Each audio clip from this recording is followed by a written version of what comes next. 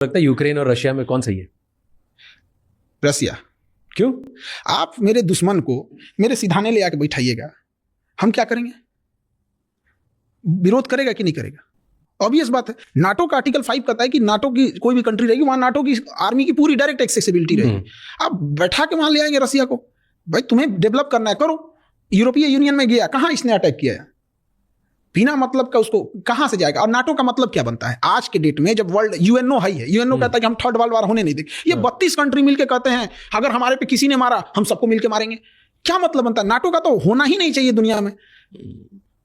फिर 32 कंट्री अब हेल्प क्यों नहीं कर रही है जब ये हो रहा है? तो मारे हुआ पुतिन बैठा हुआ है, उसको क्या जाता है? वो तो नॉर्थ कोरिया से बुलाया है सैनिक को जानबूझ के यूक्रेन में घुसाने के लिए, क्योंकि नॉर्थ कोरिया के पास एक बहाना मिल जाएगा कि किसी दिन अगर इसके 2-4 सैनिक मारे गए तो कह देगा हमारे सैनिक मारे गए, यानी हमारे देश पे आया हुआ है, हमारे पास परमाणु बम खाली है।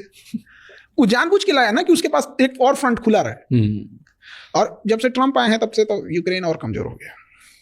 क्यों? वो तो जो वीडियो आया उसमें भी उसने क्लियर ही कर दिया दुनिया में, जबकि अमेरिका तो साथ दे रहा था यूक्रेन का। बिल्कुल, वो तो सब यूरोप वाला सब साथ ही दे रहे थे। तो अब क्या?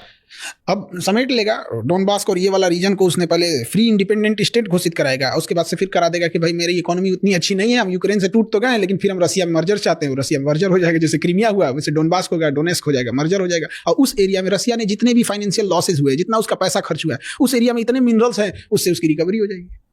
तो मतलब फ्यूचर तो अब यही है, यूक्रेन गया। दूसरा एक और रीजन समझिए, पुतिन इतने दिन से राष्ट्रपति है, 10 साल प्रधानमंत्री रहे, और उस समय राष्ट्रपति तब इंडिया की तरह रसिया का होता था कि राष्ट्रपति के पास कोई पावर नहीं रहेगा, सारा पावर प्राइम मिनिस्टर के पास रहेगा। तो पुतिन 10 साल तक प्राइम मिनिस्टर थे। बट रसिया का एक रूल है कि 10 साल से ज्यादा आप 2 टर्म से ज्यादा पूरा नहीं कर सकते। तो उसका जब 10 साल कंप्लीट होने वाला ना, तो उसने अपने संविधान में संशोधन कर दिया कि प्राइम मिनिस्टर के पास अब कोई पावर नहीं रहेगा, अब सारा पावर राष्ट्रपति के पास रहेगा। और खुद राष्ट्रपति बन गया। वीडियो गेम खेल रहा है।